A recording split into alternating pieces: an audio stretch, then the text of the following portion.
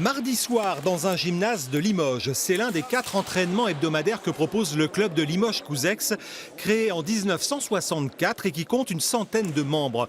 Des archers de tous niveaux et tous âges, l'aîné à 82 ans, les plus jeunes une dizaine d'années. Ils ont commencé le tir à l'arc en septembre dernier. C'est bon. Essaye d'être dynamique dans la fin de geste. Il faut vraiment que tu ailles, quand tu libères, il faut que la main parte sur l'arrière. Avec des enfants de cet âge-là, 10-11 ans, qu'est-ce qu'on leur apprend? Les rudiments, bien sûr, ça consiste en quoi? Alors, les rudiments, déjà, c'est le placement au niveau des appuis, la posture et ensuite la dynamique du tir à l'arc. Quand on tire en fait une flèche, on va avoir la main de corde qui va partir de devant, qui va aller sur l'arrière et qui va libérer en fait, et tout ça dans un mouvement continu et dynamique. On ne s'arrête pas de tirer pour viser et on ne lâche pas de façon statique. Allez, on libère. C'est un sport difficile, mais j'aime bien les sports de visée. On ne nous apprend pas que à tirer dans une cible, on nous apprend le geste et le but c'est pas forcément que ce soit que dans le rond de la cible. Il faut que ce soit aussi regroupé, il faut qu'il y ait le bon geste et ce genre de choses. Tu voudrais en faire pendant longtemps ou c'est un essai? C'est un essai, mais j'aimerais bien continuer. On s'amuse au tir à l'arc quand même? Oui. Parce que ça fait quand même très sérieux, mais... Oui, mais on rigole bien.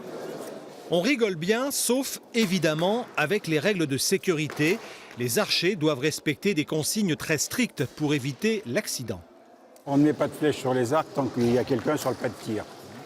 Deuxième élément, quand on a fini de tirer, on ne va pas chercher ses flèches, on pose son arc et on attend que tout le monde ait fini de tirer pour aller tous ensemble chercher les flèches. On ne court pas, parce que si jamais on tombe et qu'on a des flèches dans le carquois, ça peut être assez catastrophique. Et quand on arrive en cible, on retire ses flèches en faisant attention qu'il n'y ait personne derrière, parce qu'un coup de flèche, ça part vite, et si on attrape la joue de quelqu'un, ça peut être délicat. Sur le pas de tir, beaucoup de débutants qui ont découvert ce sport il y a quelques mois, et notamment des femmes. Elles représentent un tiers des effectifs du club. Et la zénitude, voilà, ça me permet de décompresser, de me concentrer sur quelque chose vraiment à part et d'oublier le reste. On en parlait tout à l'heure avec une des personnes du club.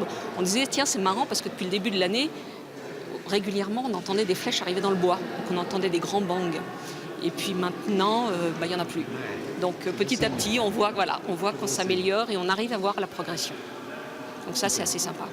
Et après quelques années de pratique, le tir se fait de plus en plus précis, à condition de passer des heures à l'entraînement à répéter ses gammes.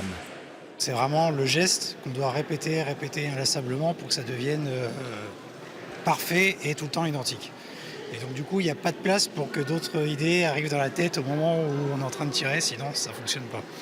Au sein du club de Limoges-Couzex, il y a aussi les cracks comme Pierre Pimpot, 30 ans de pratique. Il fait partie de l'équipe de première division montée par le club qui se déplacera d'ailleurs à Compiègne le premier week-end de juin pour la deuxième manche du championnat de France.